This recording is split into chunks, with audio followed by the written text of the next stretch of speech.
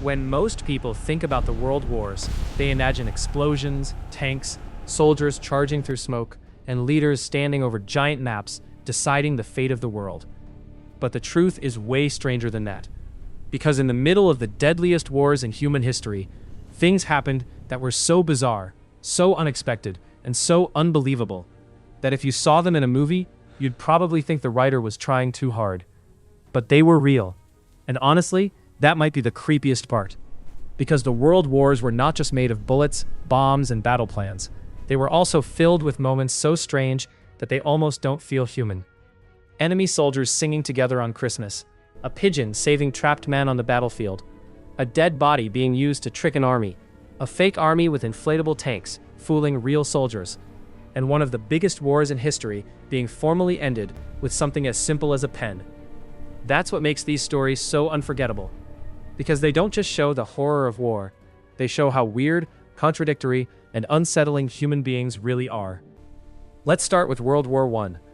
A lot of people picture it as a war of trenches, mud, barbed wire, and non-stop suffering, and that's exactly what it was. Life in the trenches was miserable in a way that's hard to imagine now. Soldiers lived in wet mud, freezing temperatures, constant fear, disease, lice, and rats. Huge rats. Rats feeding on scraps, trash, and sometimes even the dead. Imagine trying to sleep while hearing movement all around you, knowing the ground itself felt alive. That was daily life. Not glory, not honor, just survival in a nightmare. And that makes what happened in December 1914 even more shocking. Because during Christmas, in some parts of the Western Front, something almost impossible happened. The shooting stopped. Not everywhere, and not as some official peace agreement, but in several areas, British and German soldiers began an unofficial Christmas truce. Men who had been trying to kill each other just hours earlier started singing songs across the trenches. Some called out to each other, some stepped out into no man's land, some exchanged greetings. For a brief moment, the war cracked open and humanity slipped through. Just think about that. Men were sent there to see each other as enemies, as targets, as uniforms.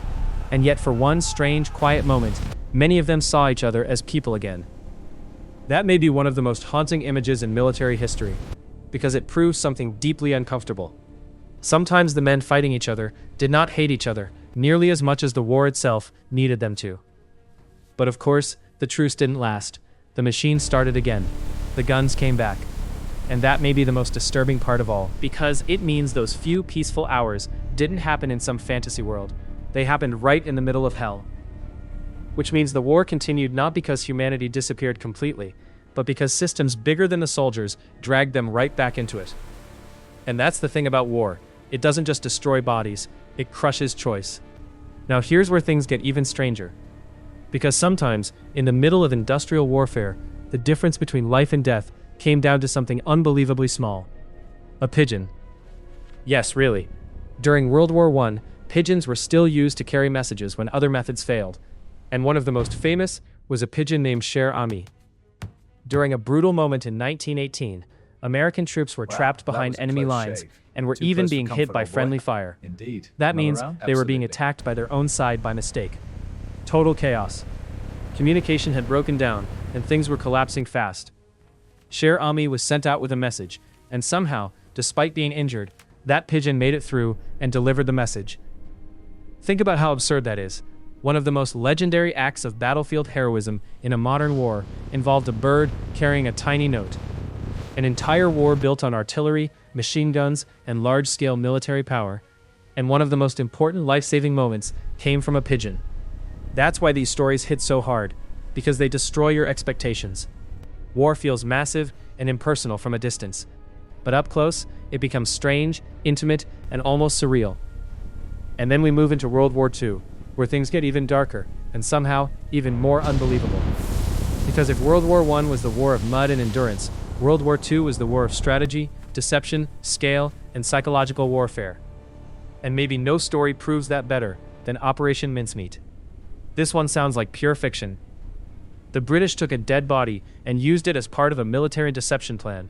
They gave the corpse a fake identity, fake personal items, and fake secret documents. The goal was to make the Germans believe the Allies were planning to attack somewhere else, so they would be less prepared for the real invasion of Sicily. And incredibly, it worked. Just pause for a second and think about how insane that is. One of the most successful deception operations of the war depended on making the enemy believe in a fake life built around a dead man. That is not just military strategy. That is psychological storytelling at war-level scale. And that's what makes World War II so disturbing in a different way. It wasn't only about overpowering the enemy, it was about controlling what the enemy believed. It was about planting the wrong idea in the right place at the right time. It was about using perception itself as a weapon. War had evolved. It wasn't just about bullets anymore. It was about imagination. And that brings us to one of the weirdest real military stories ever. The Ghost Army. Yes, there was literally a fake army.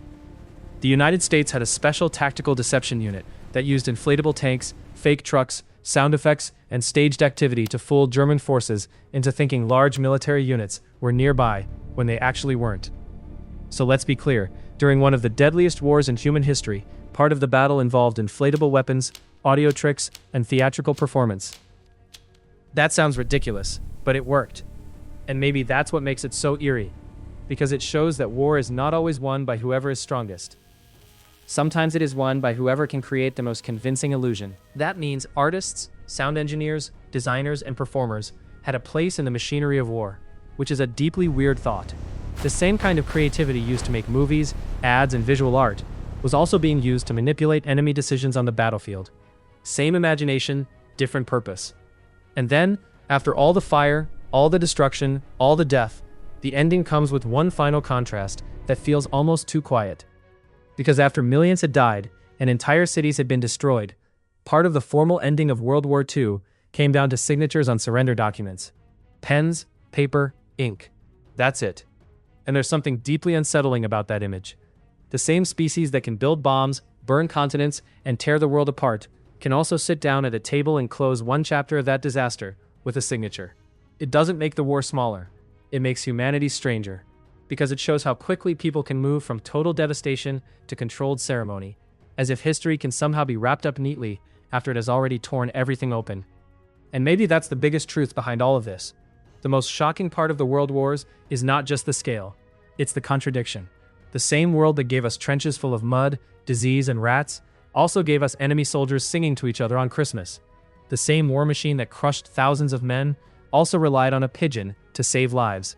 The same human mind that designed bombs and invasions also created elaborate illusions with fake tanks and fake identities. That's why these stories still hit people so hard. Because they don't just tell us about war, they tell us what human beings are capable of. Not just the evil, not just the courage, all of it. The beauty, the absurdity, the cruelty, the creativity, the fear, the brilliance, and the madness, all packed into the same species. And that might be more uncomfortable than the war itself, because it means civilization is thinner than we like to believe. It looks strong from far away, but under enough fear, pressure, propaganda, and chaos, it tears faster than most people want to admit. And once it tears, what spills out is not simple. It's not just monsters. It's not just heroes. It's both at once.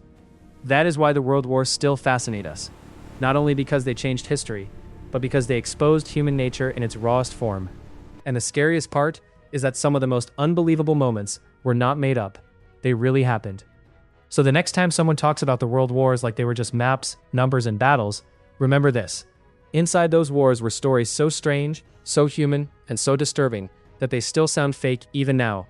But they weren't fake. They were real. And that is exactly why we can't stop talking about them. Subscribe to the channel, because there are many more real historical stories that sound like fiction. And comment below which one shocked you the most. The Christmas Truce, the Pigeon Share Army, Operation Mincemeat, or the Ghost Army. Because honestly, history is way more insane than most movies.